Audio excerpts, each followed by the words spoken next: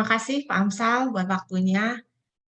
Pertama-tama saya mau ngucapin terima kasih ya untuk Yayasan Sahabat Anak lewat Bu Yunike tentu saja.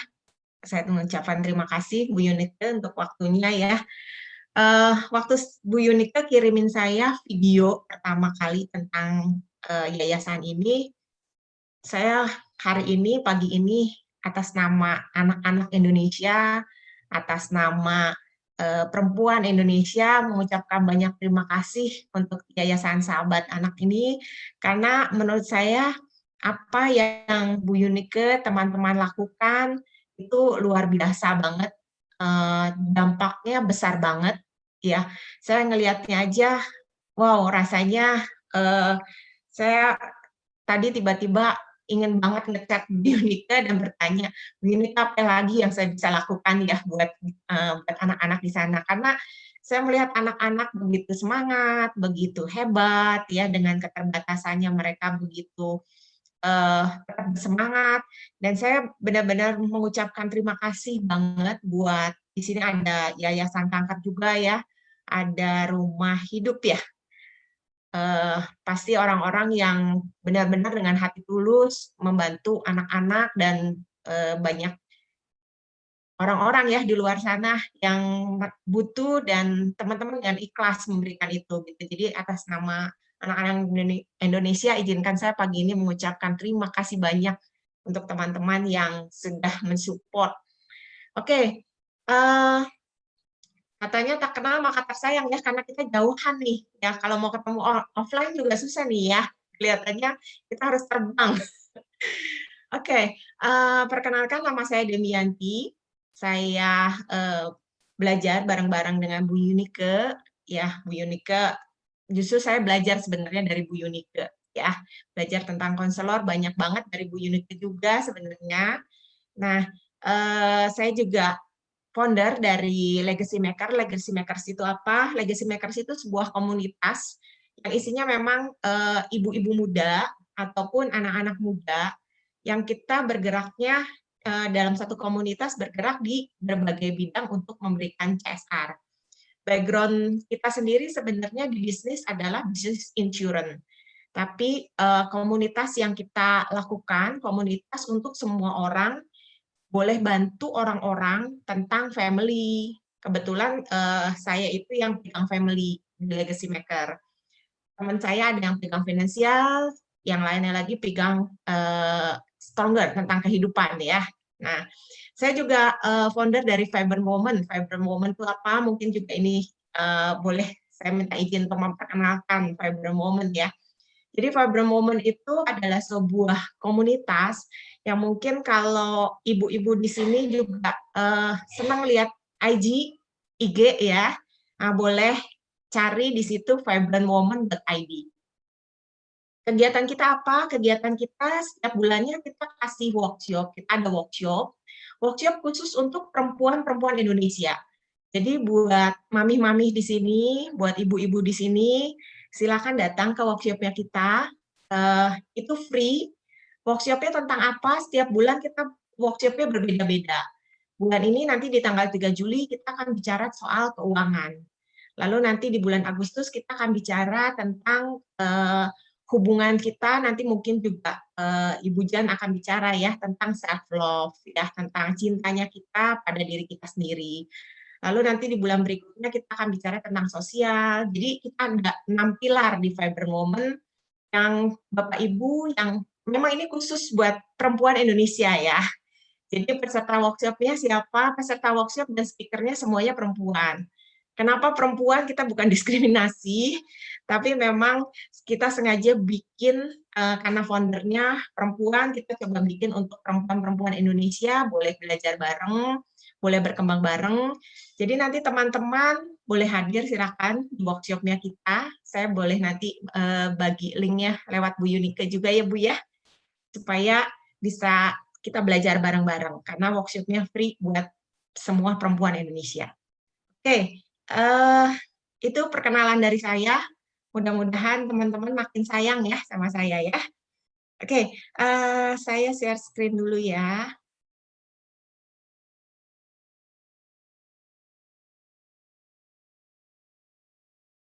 Udah terlihat ya? Sudah, Bu? Oke. Nah, disiplin anak tanpa mukul dan ngegas, ya. Nah, sebelum saya masuk, gimana sih caranya ya kita disiplinnya anak, tapi nggak pakai mukul, nggak pakai ngegas, ya. Kalau mukul mungkin kita masih bisa tahan, tapi ngegas itu ya yang seru banget ya. Apalagi mungkin hari-hari ini anak-anak kita lagi online, nggak bisa ke sekolah 24 jam, kita jadi gurunya. Nah, ini seru banget. Oke. Nah, pertanyaannya nih, teman-teman boleh ketik ya di chat ya. Saya pengen tahu nih jawabannya. Nah, kalau ada teman-teman nih mau ke Makassar, ya. Sementara Bu Yunike misalnya atau saya mau ke Manado. Menurut teman-teman, ada masalah nggak sih? Boleh dong ketik di chat apa ya masalahnya? Bu Demi, mohon maaf Bu, mungkin bisa di slideshow biar terlihat lebih jelas slide-nya Bu. Oke, sebentar ya. Di F5 aja mungkin boleh Bu. F5. Bisa terlihat nggak?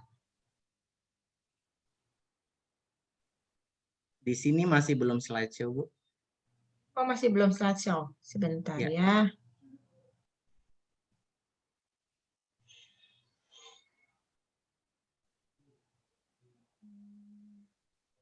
Atau di pojok kiri bawah mungkin Bu. Pojok kiri bawah sebelah kanan, kanan bawah maaf. Kanan bawah ini Nah, maaf itu ya. tadi Bu. Tadi Ini yang ya? tadi Bu. Yang ini. Ya, benar-benar yang tadi Bu. Yang Yang ini. sebelahnya minus. Ya, Oh ya, benar. Ya. slideshow. Oke. Udah belum? Oh Nah, ya, udah mantap Bu. udah. Oke. Silakan Bu dilanjut. Maaf ini, saya agak gaptek. Oke, eh, boleh Pak Amsal bantu liatin dong di chat ada nggak yang jawab? Kalau misalnya nih ada Oke. satu orang mau ke Makassar, terus Bu Yunike mau ke Manado nih, ya. Tapi kita ceritanya ada di lagi nunggu bareng-bareng, nunggu bareng-bareng di bandara. Nah, Oke. teman-teman ngobrol sama Bu Yunike ke Manado. Ada masalah? Nah, di sini udah banyak nih Bu Demi yang ngisi, yang jawab. Di sini rata-rata ada yang tidak sepakat, kemudian ada tidak ada masalah. Rata-rata semua jawabnya nggak ada masalah sih Oke, sejauh ini Bu ya. betul-betul. Keren banget, berarti jawabannya tepat banget nih. Ya. Nah, jadi sebenarnya memang nggak ada masalah ketika kita tahu bahwa Bu Yunike memang tujuannya mau ke Manado, ya. Nah, kita mau ke Makassar. Walaupun mungkin kita sama-sama nih dari Yayasan Sahabat Anak, sama-sama ya. Tapi Bu Yunike memang tujuannya mau ke Manado, misalnya dia mau ada seminar di sana. Sementara kita-kita ini mungkin memang mau ke rumah sakit nih gitu ya, mau mengunjungi orang, mungkin kalau sekarang sih nggak bisa, tapi misalnya kalau offline udah mulai kondisi kondusif, kita memang ada pelayanan di rumah sakit. Ya. Jadi memang tujuan itu kan berbeda setiap orang. Nah, kita tentu saja nggak bisa melihat tujuannya orang lain. Kalau kita ngelihatnya Bu Yunike terus, nanti kita lupa bahwa kita hari ini harus ke rumah sakit gitu loh. Jadi yang kita ingat apa? Yang kita ingat, Bu Yunike ke Manado ngapain ya? Bu Yunike lagi apa ya di Manado gitu. Jadi kita pusing dengan urusannya Bu Yunike, bukan tujuannya kita. Nah, itu juga yang terjadi sama kita sebagai orang tua, ya. Yang perlu diingat pertama adalah masing-masing orang, masing-masing anak itu punya tujuan hidupnya masing-masing. Jadi kita tidak perlu pusing dengan anak orang lain, ya. Jadi kalau ini latahnya mami-mami ya. Kalau orang lain, anak orang lain, kok dia bisa tuh online, kok rajin sih, kok kamu enggak gitu. Kok si A bisa maminya nggak ada tapi ranking 1, kok kamu enggak gitu. Nah, balik lagi, masing-masing anak punya tujuannya berbeda, ya. Oke, sebelum saya masuk lebih dalam, kita perlu tahu dulu nih, apa sih kebutuhan emosional anak, ya. Kebutuhan emosional anak itu ada 3. Yang pertama, merasa aman, merasa diakui, dan mengontrol. Apa sih artinya? Maksudnya apa? Nah, tadi perasaan aman, ya. Perasaan aman itu perasaan di mana dia merasa, aman ketika ada di dalam keluarga dia. Perasaan dia tidak dibanding-bandingkan ketika dia ada di dalam keluarga. Entah dibandingkan dengan saudaranya, kakaknya, adiknya, atau dibandingkan dengan temannya, ya. Itu perasaan aman itu perlu diciptakan dulu di dalam keluarga kecil kita, ya. Jadi masing-masing kita perlu sadar bahwa masing-masing anak itu unik, berbeda, ya. Jadi, saya kasih contoh real anak. Saya punya 2 anak. Anak pertama saya perempuan, usianya 13 tahun, anak kedua saya usianya 9 tahun, laki-laki, ya. Yang satu senangnya balet, yang satu senangnya nyanyi, ya. Yang satu cara belajarnya tekun, diam di depan laptop, ya hening, suasananya harus hening. Yang satu cara belajarnya dia harus bergerak, sambil nyanyi, bergerak, heboh, nah dia malah lebih bisa masuk. Bercakap-cakap sama guru itu kesenangannya. Kalau satu hari dia nggak bercakap-cakap sama gurunya, dia malah stres, ya. Sementara anak pertama buat dia nggak bercakap-cakap pun nggak masalah, gitu. Nah, itu sebuah hal yang berbeda dengan cara belajarnya mereka, jadi tidak perlu dibandingkan, ya. Terus, dikritik, ya. Anak kalau dikritik, dia akan merasa tidak nyaman dalam keluarganya. Dan yang ketiga adalah kata-kata kekerasan. Nah, kata-kata kekerasan apa, tentu, Bapak Ibu semua di sini tahu ya, ketika kita mulai, ngomong dengan keras, ya, kata-katanya udah mulai menyinggung misalnya, eee, "Kamu sih nggak pinter," gitu ya, atau kadang-kadang bukan nggak pinternya ya, tapi kata-kata yang tidak enaknya yang terdengar. Nah itu, sebenarnya itu sudah kata-kata kekerasan yang diucapkan yang membuat anak itu sebenarnya nggak nyaman di keluarga.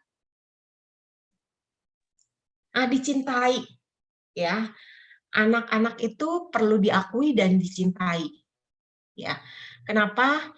Karena efeknya jika anak tidak diakui dan dicintai, maka anak akan mencari pengakuan mungkin di tempat yang salah, ya. Itu makanya perlu anak-anak diakui. Diakuinya seperti apa sih? Nah, cara pengakuannya berbeda-beda, tergantung dari bahasa cintanya mereka, ya. Jadi ada, anak yang senang kalau misalnya diakui dengan dipuji dengan kata-kata. Ya, misalnya dia dapat nilai atau dia berprogres.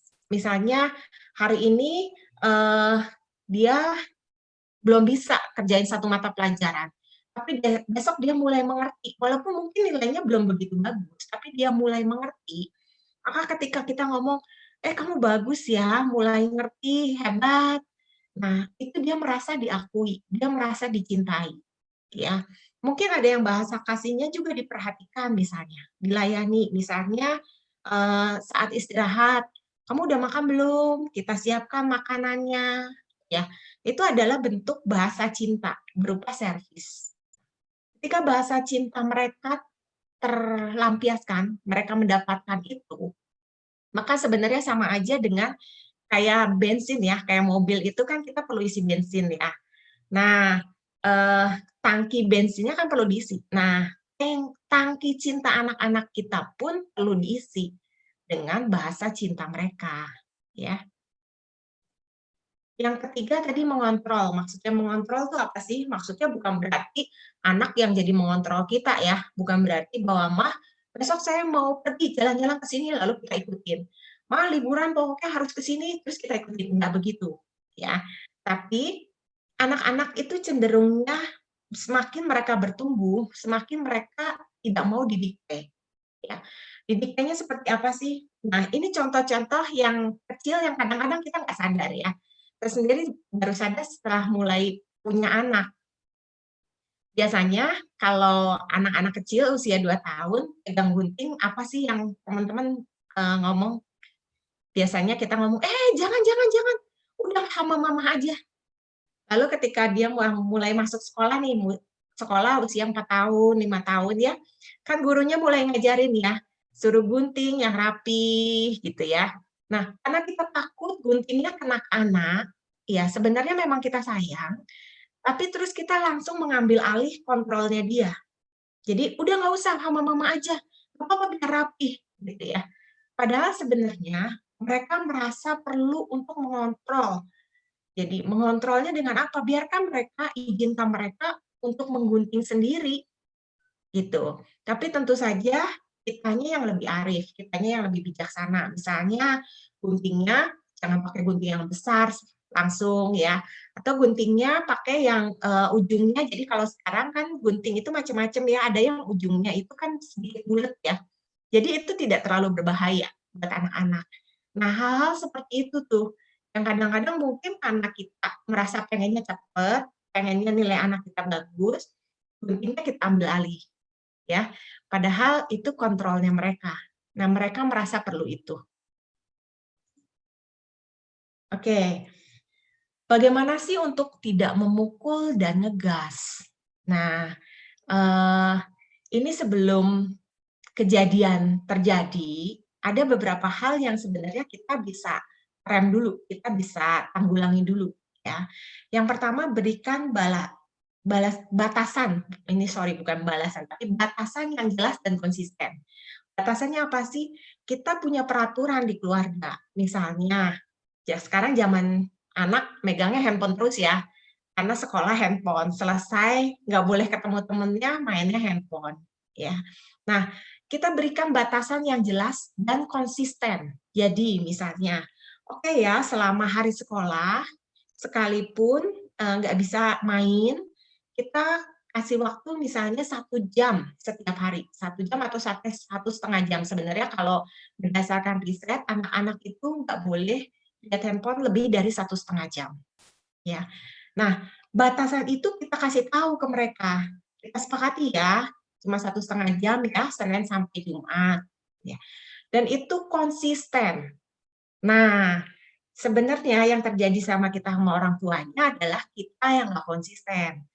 Waktu, kita lagi kerja nih, karena sama-sama mungkin, work from home, saya nggak tahu di sana seperti apa, tapi Bandung udah 2 minggu ini di-lockdown lagi. Kafe-kafe nggak boleh buka, cuma boleh, take away ya. Jadi kita nggak bisa lagi tuh ketemu orang di tempat makan, kayak gitu udah nggak bisa lagi. Kita semua masing-masing harus di rumah, Zoom-an seperti ini. Nah, ketika kita sibuk ya, terus anak kita rewel, apa yang kita lakukan?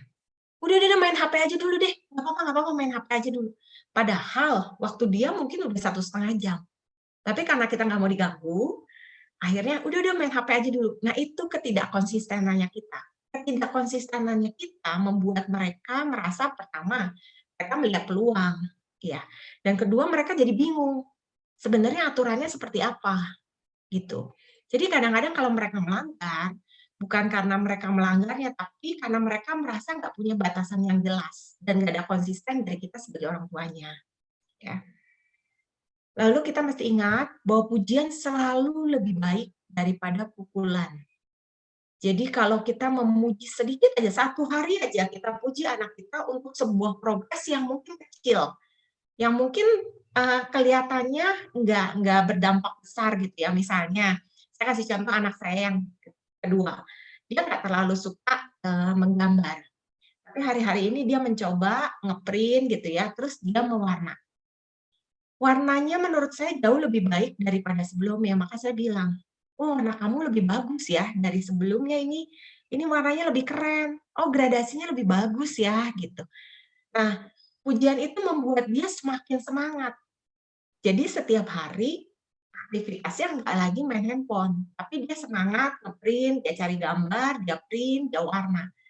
Karena pujian itu tadi, ya.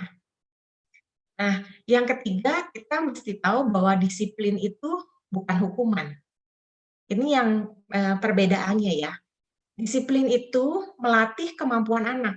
Jadi yang tadi kita punya aturan yang jelas, nah kita terapkan itu di dalam keluarga kita, maka itu sebenarnya melatih kemampuan anak juga untuk dia konsisten. Sehingga pada saat dia dewasa, pada saat dia berkembang menjadi remaja, dia pun akan konsisten dengan jadwalnya dia, dengan timeline kerjanya dia. Jadi kita nggak perlu tuh ngawasin dia terus-terusan, gitu. Itu yang namanya disiplin. Tapi kalau hukuman, itu artinya memberi hukuman atas suatu pelanggaran. Jadi itu suatu hal yang berbeda. Nah, apa sih akibatnya? Jadi saya nggak akan kasih rumusan terus mesti gimana, tapi Bapak Ibu semua pagi ini dapat gambarannya dulu ya. Kalau kita memukul dan ngegas, akibatnya apa aja sih? Nah, ini berdasarkan survei, perlu diketahui bahwa ruang imajinasi anak memiliki 4.000 byte per detik di dalam otak dan 4 miliar byte per detik di dalam hati. Jadi ruang imajinasi anak itu besar banget ya per detiknya. Nah, kenapa dulu kalau kita mungkin yang seumuran saya ini ya, kita masih ingat ya sama yang namanya kaseto. Kaseto dulu saya ingat banget punya boneka ya, siapa ya yang Komo ya, si Komo ya. Nah, kenapa kaseto tuh senang banget mendongeng. Nah, itu tadi sebenarnya mendongeng itu sebenarnya kita lagi berkomunikasi sama anak kita. Mendongeng itu membantu memperbesar kapasitas otaknya anak kita. Karena tadi ya, otak anak kita itu 4.000 bytes per detik gitu. Jadi setiap kali kita mendongeng, sebenarnya itu lagi memperbesar otaknya mereka. Kita lagi berkomunikasi dan memperbesar kapasitasnya mereka. Ruang imajinasi mereka itu berkembang. Jadi kebayang kalau kita berkomunikasi sama kita marah-marah. Nah, ini perbedaannya. Nanti saya akan jelaskan nanti di belakang ya. 20-3 tahun mendatang, anak-anak yang sukses adalah yang mengetahui potensi dan bakatnya, punya karakter yang bagus dan value yang benar.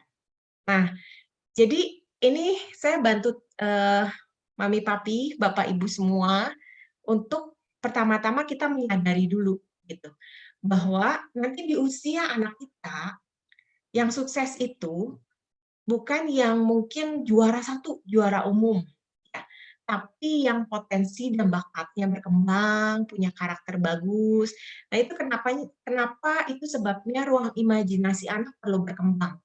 Karena dari situ kita akan tahu potensi dan bakatnya. Ruang imajinasi anak ketika berkembang, maka dia juga akan mampu mengembangkan bakat dan potensinya. Dan kita tinggal mengamati saja. Ya. Nah, karakter yang bagus, value yang benar, nah balik lagi itu pun terbangun dari mana? Pasti yang utama terbangun dari keluarga, dari orang tuanya. Apa yang kita ajarkan, apa yang menjadi karakter kita, itulah role modelnya anak-anak kita. Jadi seperti apa kita sehari-hari, apalagi hari-hari ini 24 jam ya kita ketemu anak kita. Jadi anak-anak kita itu dengan jelas melihat gambaran diri kita. Kalau dulu mereka mungkin 8 jam nggak ketemu kita, mereka nggak melihat jelas gambaran diri kita. Tapi hari-hari ini mereka melihat dengan jelas siapa kita itu. Ketika kita rajin bekerja, mereka juga akan mampu melihat, oh iya ya orang tuanya juga rajin. Nah, mereka akan punya karakter yang sama. Oh kita tekun, mereka ngelihat itu. Jadi itu sebabnya sebenarnya hari-hari ini adalah hari-hari yang tepat kalau kita mau memasukkan karakter yang bagus, ya balik lagi tergantung kitanya. Sejauh mana kita mau jadi role model seperti apa yang kita mau berikan untuk anak-anak kita.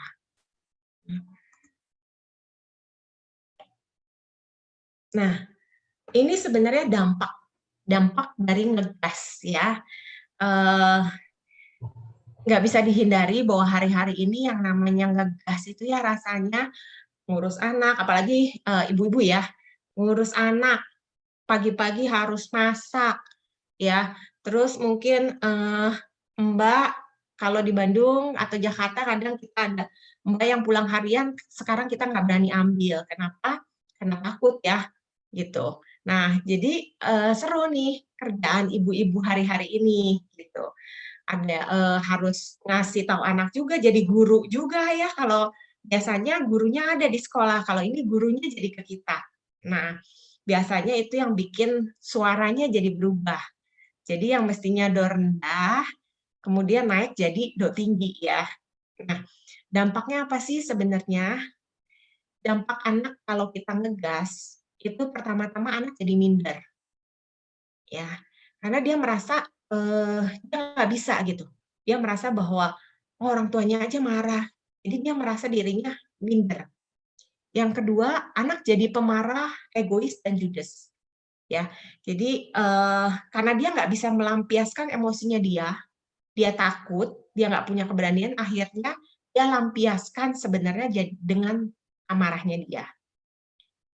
Nah, ini berkaitan juga anak kalau udah jadi pemarah, biasanya menantang dan keras kepala, ya. Atau ada kemungkinannya anak-anak ini jadi pribadi yang tertutup. Jadi, saya pernah, tanganin satu anak remaja, dia tuh kelihatannya ceria. Di depan teman-temannya sangat ceria, kelihatan tidak ada masalah, gitu ya. Dia punya leadership bagus, gitu. Dia bisa pimpin teman-temannya di SMA, dia, sangat berpengaruh sama teman-temannya. Tapi ketika kita ngobrol, saya tahu bahwa dia ternyata jadi pribadi yang tertutup. Kenapa? Karena dari kecilnya dia sering banget dipukul, dia sering banget, eee, ngegas orang tuanya, akhirnya dia tuh benar-benar pribadinya tertutup sekali.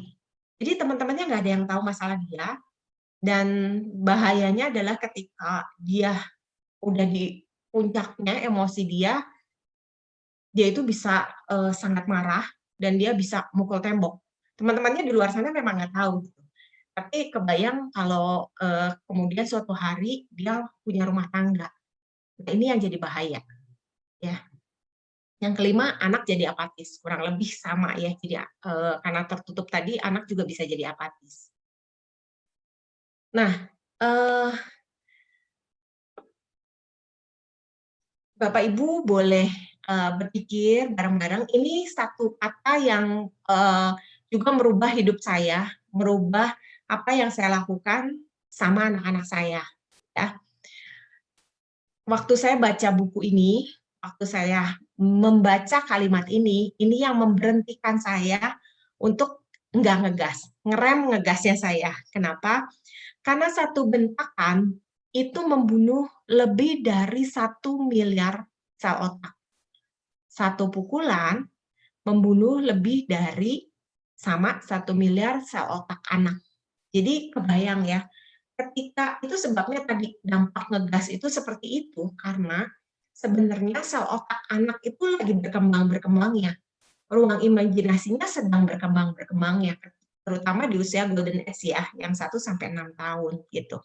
Nah, pada saat kita membentak, kita mengagetkan mereka. Jadi kalau listrik itu ya, ada yang konslet tuh listriknya, yang tiba-tiba, konslet terus jepret gitu ya, lampu mati gitu. Nah, kurang lebih sel otak anak tuh seperti itu. Jadi pada saat kita ngegas, kita mukul, nah sebenarnya kita lagi membunuh miliaran sel otak mereka. Kebayang ya? Banyak banget gitu kalau setiap hari kita lakukan, berapa miliar dan berapa triliun mungkin gitu. Nah, itu yang sebenarnya kata-kata inilah yang sebenarnya awalnya menyadarkan saya juga bahwa saya nggak berani mukul dan ngegas, ya. Kalau mukul saya memang nggak pernah mukul, tapi dulu mungkin saya juga, sering ngegas ya sama anak-anak saya. Tapi kata-kata ini yang membuat saya belajar untuk nggak ngegas, karena saya nggak mau membunuh kreativitasnya mereka. Nah, tapi satu pujian itu membangun kecerdasan lebih dari 10 triliun sel otak anak. Jadi kebayang ya sama Bapak Ibu, ketimbang kita ngegas, kita mukul, kayaknya mending kasih satu pujian deh, ya. Satu pujian saja itu membangun kecerdasan anaknya luar biasa banget. Nah, kalau tadi dampak ngegas, ini dampak mukul. Kurang lebih sebenarnya mirip ya, sama. Yang pertama merendahkan anak, ya, yang pasti ketika dipukul dia merasa, dirinya sangat nggak berguna, sangat merasa sangat, oh iya ya kayak anak benar-benar nggak ada gunanya banget gitu. Nah, itu membuat dia merasa rendah diri, ya.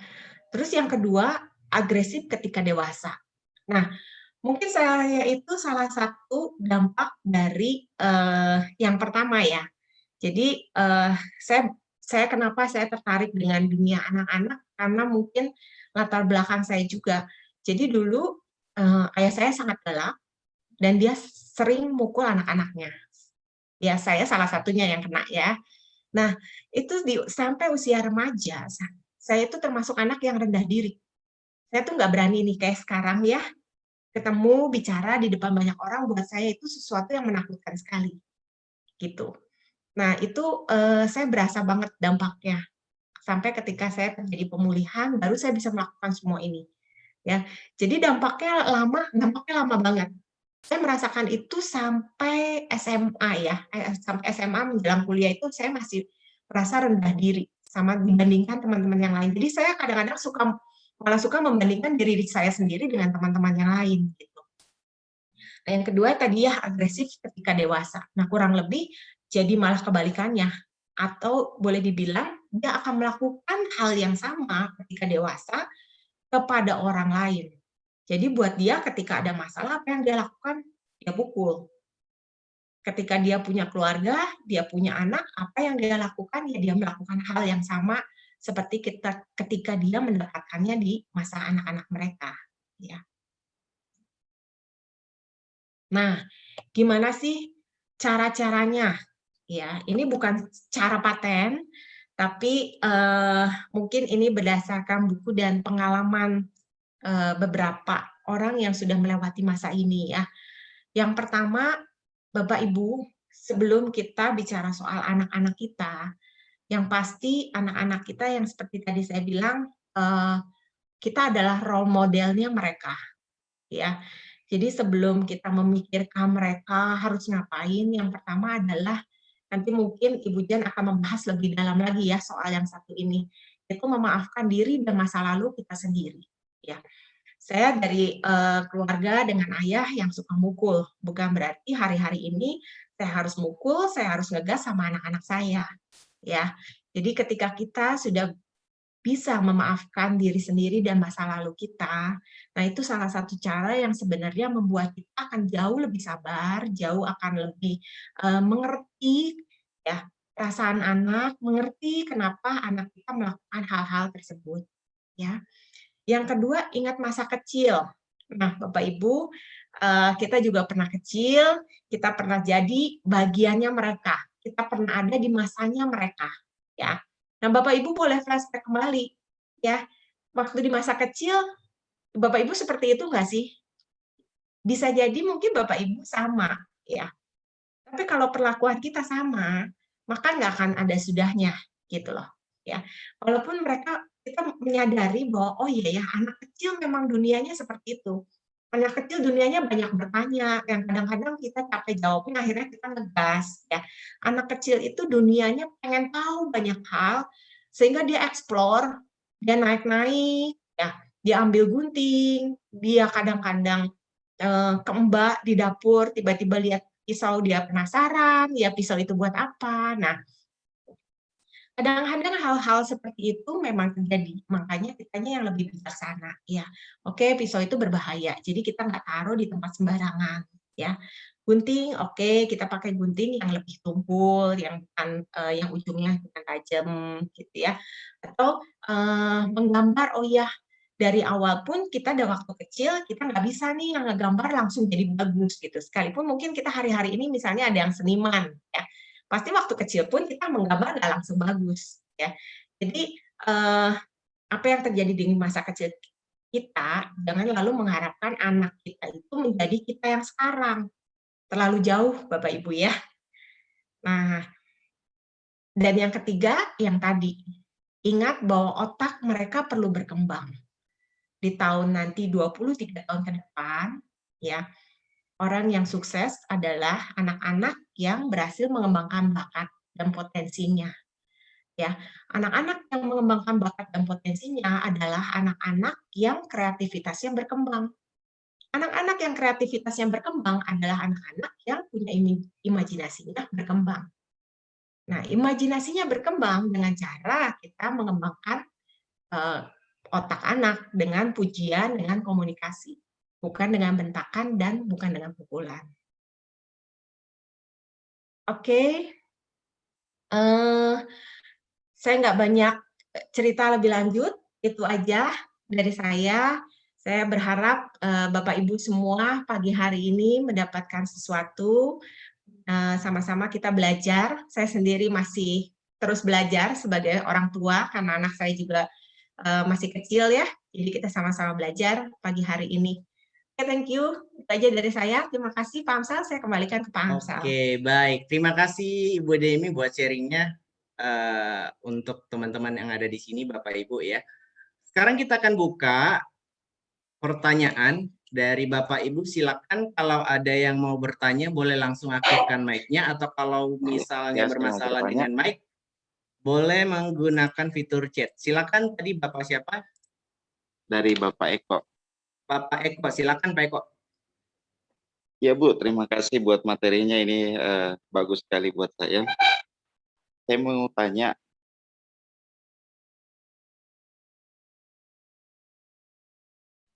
Halo Pak Eko. Pak Eko, suaranya terputus Pak. oh ya, halo. Iya, silakan dilanjut Pak. Oh ya, terima kasih buat materinya, ini penting sekali buat saya. Ada beberapa yang saya mau tanyakan. Saya itu punya anak usia 4 tahun. Tapi memang saya itu berasal dari keluarga yang suka dimarahi, saya dibentak, dipukul, seperti itu.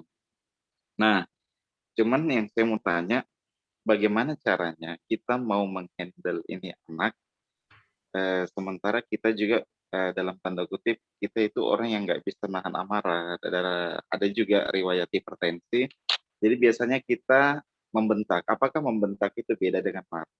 Terus, kemudian biasa saya marahi anak saya, katanya sih biasa yang saya terima itu kalau habis dimarahi nggak boleh langsung dipeluk. Nah, tetapi saya biasa nggak tega, jadi begitu saya marahi, saya peluk lagi. Apakah itu akan membuat dia menjadi kebal dengan marah atau tidak? Baik, terima kasih. Oke, terima kasih. Pak siapa tadi? Maaf Pak. Dengan Pak Eko Pak ya. Oh, Pak Ya, Eko saya ya. dengan Eko. Pak Eko, Ya, mohon maaf dengan tadi Pak Eko dari mana Pak? Dari lembaga atau dari Cornerstone. Cornerstone? Silakan Oh, Ibu Demi. oke. Terima kasih Pak Eko. Eh, kalau tadi pertanyaannya adalah membentak sama nggak dengan marah?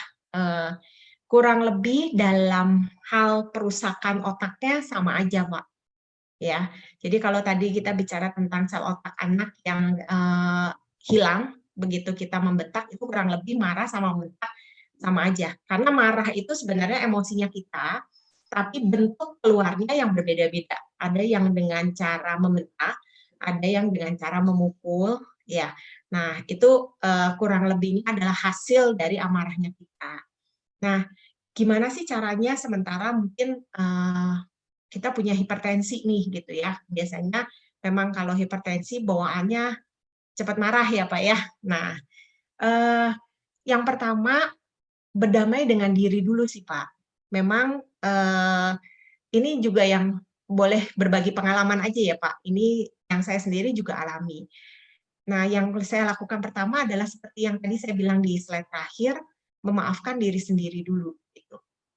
Memang mungkin kita punya masa kecil di mana kita juga dipukul ya, kita juga dibentak. Nah, tapi kita pasti pengen bahwa itu semua berhentinya di kita aja dong, ya kan? Setiap orang tua pasti mengharapkannya anak-anak jauh lebih baik dari kita. Yang pasti saya percaya bahwa di sini nggak ada orang tua yang pengen anaknya lebih susah dari kita, kayaknya nggak mungkin ya Pak ya. Semua pasti berharap anak kita itu jauh lebih baik dari kita. Nah, ketika kita percaya itu, kita yakinin itu, artinya kita juga nggak pengen dong hasilnya anak kita nanti kemudian ke anaknya sama lagi gitu. Ya, yang pasti kita pengen turunan kita lebih baik dalam hal bersikap, dalam berkarakter. Nah, itu yang perlu ada di pikiran kita. Jadi yang pasti mungkin Bapak bisa dibantu juga datang ke konselor konselor keluarga, Bapak bisa ketemu dan bicara untuk bagaimana sih mengobati diri kitanya dulu sendiri. Ya, karena kalau kitanya sendiri nggak berobat istilahnya ya, maka kita nggak akan tahu juga nih gitu bagaimana supaya kita bersikap sama anak-anak kita. Jadi itu hal yang pertama sih yang perlu dilakukan ya. Jadi sebenarnya hipertensi sendiri Bapak akan berkurang justru Pak ketika Bapak mulai belajar untuk menerima, untuk kita menerima diri kita sendiri, memaafkan diri kita ataupun orang tua kita, itu sebenarnya sakit-sakit kita pun sebenarnya berkurang ya. Itu yang saya belajar ya dari konselor. Jadi mungkin Bapak bisa temui konselor keluarga, minta bantuan untuk bagaimana mengurangi beban itu. Nah, itu akan berdampak sih. Yang saya rasakan itu berdampak banget dengan sikap saya terhadap anak-anak. Gitu. Dan mungkin yang sementara ini yang perlu Bapak ingat adalah tadi, kalau kita ngegas, kalau kita ngebentak, kita lagi membunuh miliaran otak anak loh Pak. Jadi sayang banget gitu loh. Jadi belajarlah untuk memuji anak, satu hal aja, satu hari cukup satu hal. Dan satu halnya yang kecil aja, nggak perlu harus dia melakukan perkara besar, nggak perlu. Tapi ya itu tadi misalnya dia menggambar hari ini, atau mungkin kemarin dia susah banget menggambar, tiba-tiba dia pengen ngegambar. Itu pun sudah progres loh. Dari handphone yang mungkin 5 jam handphonean terus tiba-tiba hari ini berkurang. 1 jamnya dia pakai untuk menggambar. Itu udah progres loh, gitu ya. Mungkin kita perlu waktu untuk memberi aturan, tapi ketika anak kita berprogres, nah kasih mereka pujian. Itu akan memberi dampak jauh lebih besar sih buat hidup mereka. Ya. Terus tadi pertanyaan kedua, marah lalu dipeluk. Nah, itu sebenarnya yang bikin tadi ya anak jadi nggak konsisten. Karena dia melihatnya, oh setelah marah udah ya beres, saya dipeluk, saya disayang lagi. Jadi anak-anak bingung di otak mereka bingung nih gitu.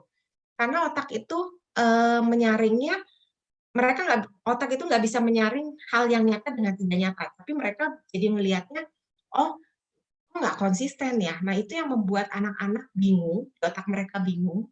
Akhirnya itulah yang salah satu dampaknya membuat mereka merasa, oh ya nggak apa-apa nanti juga dipeluk lagi.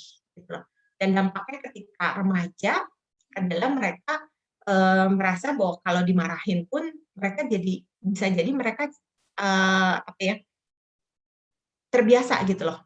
Jadi amarah itu buat mereka jadi hal yang bukan untuk mereka masukkan mereka. Nah itu sebenarnya kenapa habis marah kita nggak boleh peluk. Tapi bukan nggak boleh dalam arti setelah marah kita menyadari ya yang pasti kalau bisa tidak perlu dengan ngegas ya. Kita beri pengertian, kita kasih disiplinnya, kita kasih aturannya. Nah, lalu kita kasih tahu kenapa sih mama, papa marah. Kenapa mama, papa ngasih tahu bahwa ini kamu sudah melanggar aturan. Ya, jadi yang pertama-tama dilakukan ya bentuk dulu aturan dalam keluarganya. Jadi jangan tiba-tiba nggak ada aturan, terus anak dimarahin, anak juga bingung. Salah saya apa ya? Aturannya nggak ada soalnya. Nah itu Pak kurang lebih. Mudah-mudahan menjawab. Oke, terima kasih Bu Demi udah dibantu jawab. Gimana Pak Eko, udah terbantu Pak ya jawabannya? Iya, tapi bisa nambah pertanyaan lagi? Boleh, silakan dilanjutkan Pak Eko. Iya. Sepertinya ini mewakili Bapak Ibu yang lain ya pertanyaannya. Iya, Silakan ini Pak, dilanjut. anak saya ini tipikal kinestetik, Bu. Jadi dia nggak bisa diam, tapi bukan autis, bukan ya. Dia tipe kinestetik, jadi memang sedikit harus bergerak, dan usia 4 tahun itu bagaimana Bu ya untuk mendisiplinkan anak? Karena biasa saya bilang duduk di sini makan, tapi nggak sampai 1 menit dia pergi lagi. Dalam 5 menit itu dia bisa mondar-mandir terus begitu Bu. Jadi saya ini biasa terpancing emosi Bu untuk memarahi, karena dalam 5 menit itu dia bisa berapa puluh kali perintah. Nah, sementara dia ini tipikal anak kinestetik dan baru usia 4 tahun. Ya, terima kasih Bu. Oke, yang pertama Bapak harus bersyukur dulu, perlu bersyukur dulu ya Pak, punya anak kinestetik. Anak kinestetik itu imajinasinya besar banget Pak, ya. Jadi kalau Bapak mengamati justru nanti di masa-masa golden age ini Bapak akan menemukan potensi dia, lebih cepat malah menemukan potensinya ya. Karena anak kinestetik itu nggak diem aja. Jadi satu hal yang Bapak boleh syukuri hari ini anak Bapak kinestetik ya. Jadi akan jauh lebih mudah justru mengembangkan potensi bakatnya. Nah, gimana cara disiplinnya? Nah, memang anak 4 tahun itu perlu dilatih berulang kali, Pak. Nggak bisa kayak kita sekali, nggak usah anak 4 tahun ya, kalau kita punya karyawan di kantor pun, kadang-kadang kita kasih aturan, masuk jam kerja jam 8 ya, online, oke semua harus Zoom meeting jam 8 ya. Coba, ada nggak yang jam 8 setiap hari? Pasti ada yang enggak, ya. Ada aja yang jam 8 nyalain, tapi dianya mantap marah kemana gitu ya, kameranya off, gitu. Nah, itu memang nggak usah anak 4 tahun, karyawan pun seperti itu, gitu ya.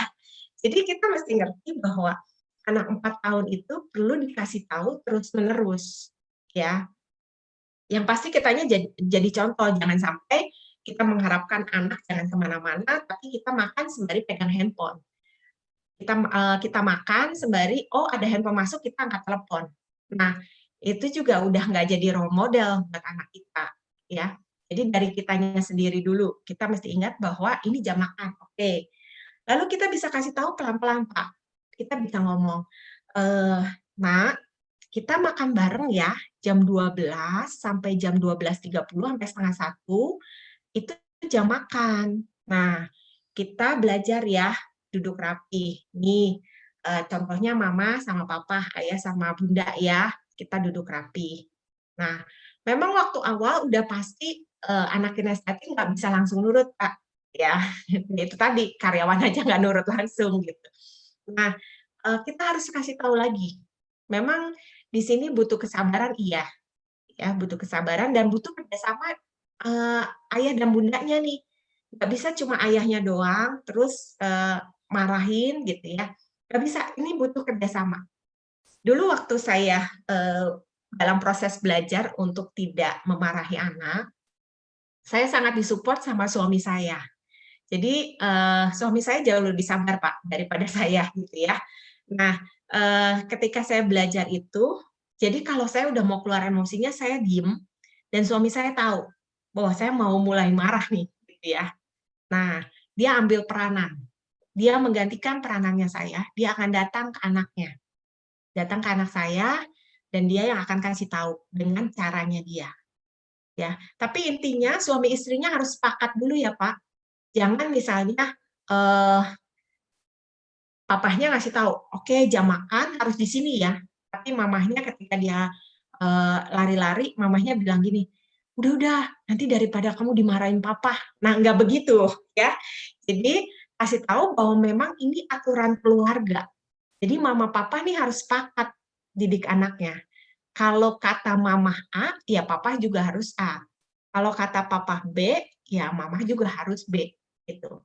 Ya. Nah, itu yang perlu disepakati bersama. Jadi bisa saling berkomunikasi, Pak, dengan istri. Ya, memang waktunya nggak bisa sekali waktu langsung beres, Pak. Ya, kurang lebih seperti itu. Oke, terima kasih banyak Bu Demi, Pak Eko, mudah-mudahan bisa terjawab Pak ya pertanyaannya.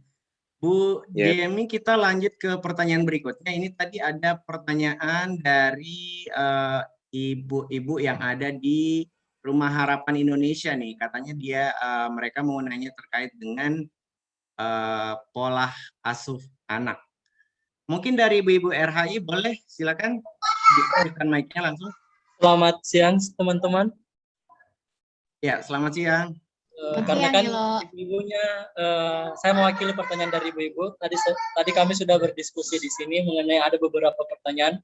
Mungkin saya hanya memberikan satu pertanyaan saja, yaitu tentang pola asuh anak, terutama ibu-ibu di RH ini. Sedikit informasi bahwa Rumah Harapan Indonesia ini adalah khusus untuk anak-anak yang misalnya cancer atau yang penyakit lainnya. Nah, di sini kan ibu-ibu pasti dihadapi dengan situasi yang sulit. Misalnya situasi anaknya pulang dari rumah sakit atau yang lain sebagainya. Nah, permasalahannya adalah ketika anak-anak dalam keadaan lelah atau misalnya anak-anak dalam keadaan bad mood, ibu biasa itu kadang tidak terkontrol untuk ngegas atau yang lain sebagainya. Nah, solusinya adalah dengan memberikan HP, gadget itu sendiri. Jadi, ketika dia memberikan gadget secara terus-menerus akan menimbulkan ketergantungan. Makanya ibu-ibu mungkin kehilangan ide begitu. Dia mungkin salah satu caranya untuk misalnya anaknya disuruh minum obat, dia janjikan akan menggunakan gadget, tapi mungkin di sisi lain ada dampak negatif yang ditimbulkan. Apakah sebagai ibu dari ibu sebagai konsultan atau konsultan anak bisa memberikan solusi begitu, solusi yang tepat bagaimana menghadapi permasalahan ini atau situasi seperti ini. Terima kasih semuanya. Oke, terima kasih buat Rumah Harapan Indonesia ya, betul ya. Sebelum saya menjawab, saya mau terima kasih dulu ya sama ibu-ibu semua di sana, sama bapak-bapak semua di sana. Ini luar biasa banget ya pengabdiannya buat anak-anak Indonesia. Jadi salam Ibu, semangat terus ya. Oke, gimana ya caranya gadget? Oke, berkaitan dengan gadget. Jadi sebenarnya kalau kita mau flashback ke kehidupan kita masa kecil ya, pertanyaan saya, udah ada gadget belum, Bu? Belum ada ya, zaman kita kecil nggak ada gadget ya, nggak ngerti gadget. TV juga baru ada TVRI yang hitam putih mungkin malah ya. Nah, tapi kenapa kita menikmati masa anak-anak kita? Ya, nah balik lagi memang ini dibutuhkan ibu-ibu berkumpul dan bikin sebuah kreativitas, Bu. Ya, anak-anak itu sebenarnya ketika kita kreatif untuk membuat banyak permainan, maka sebenarnya mereka tuh nggak fokus sama gadget. Mereka tuh anak-anak itu usia di mana mereka senang bersosialisasi, mereka senang ngobrol, mereka senang mengeksplor ya. Jadi ketika gadget itu boleh dibilang pelariannya mereka. Jadi sebenarnya mereka nggak suka kok, nggak terlalu suka. Nah, ini yang saya alami juga dengan anak saya ya.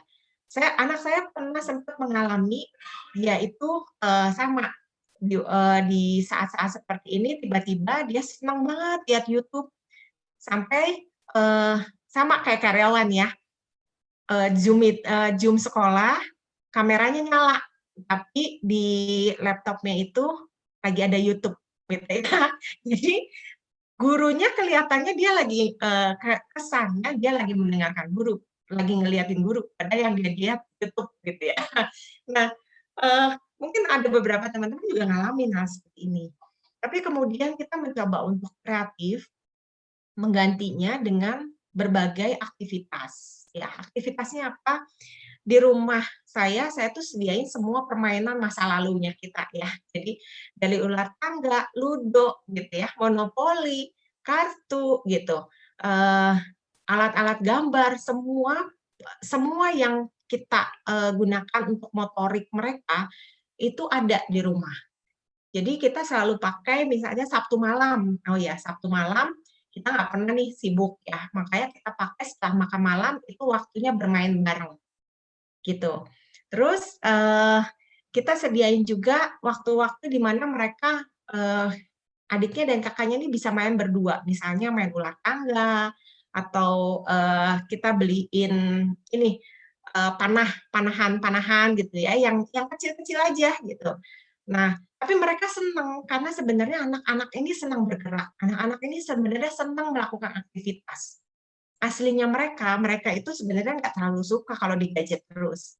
Tapi karena mereka nggak tahu harus melakukan apa, itulah sebabnya mereka bermain gadget. Jadi ini memang perlu kreativitas ibu-ibu semua nih di sana, ya. Bikinlah permainan-permainan yang seru. Saya nggak tahu permainan Makassar ada apa aja. Misalnya kalau di Jawa itu ada permainan yang namanya cebak-cebak swing gitu ya. Nah, permainan-permainan sederhana itu kembalikan lagi aja ke mereka. Jadi permainan masa kecil kita itu sebenarnya sangat bisa dipakai dan nggak berarti zaman dulu gitu ya, enggak banget gitu. Atau saya biasanya sediakan buku.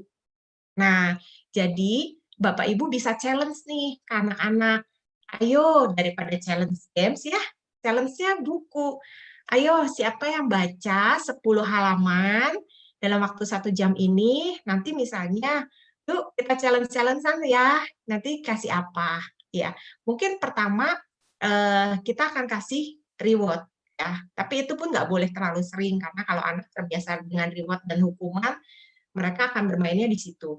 Tapi sesekali boleh, ayo yuk kita challenge-challengean. Nah, anak-anak kan jadi terpacu nih. Oh iya, mereka seneng baca buku gitu ya. Kita sediakan buku-buku yang mungkin awal-awalnya bergambar. Jangan yang berat-berat dulu ya, Bapak Ibu. Kalau dari awal udah dikasih yang berat, biasanya mereka tutup langsung bukunya ya. Tapi sediakan buku-buku yang bergambar. Misalnya buku-buku sekarang itu ada why ya, buku why. Nah, itu kan bukunya isinya gambar-gambar semua gitu. Nah, itu bisa membantu mereka sih sebenarnya. Mereka akan senang melihat itu. Dan itu terasa banget, apalagi masa liburan yang mungkin masa-masa seperti ini anak-anak mulai bingung ngapain. Nah, semua itu kreativitasnya ibu-ibu diperlukan di situ. Gitu. Mudah-mudahan menjawab ya Pak. Oke, Iya, Bu. baik. Terima Ya. kasih Bu Demi. Mudah-mudahan dari Kasih, Ibu Bu. Berhai menjawab ya. Ya, insya Allah. Ya, terima kasih banyak. Oke, baik. Bapak Ibu, rekan-rekan semuanya, saya lihat di sini masih ada beberapa pertanyaan, cuman mengingat waktu kita sangat terbatas, jadi untuk pertanyaan-pertanyaan ini nanti kita boleh simpan, nanti kita akan coba approach lagi lebih jauh ke Ibu Demi secara offline ya, nanti kita akan informasikan ke Bapak Ibu semua yang menjawab gitu ya. Saya mau berterima kasih banyak nih buat Ibu Demi yang sudah sharing materinya sampai terkait dengan disiplin anak tanpa mukul dan ngegas ya. Jadi saya rasa Bapak Ibu semuanya di sini rekan-rekan udah pada tahu nih gimana sih caranya ya disiplin tanpa mukul dan ngegas. Mudah-mudahan ilmunya boleh bermanfaat Ibu Demi ya.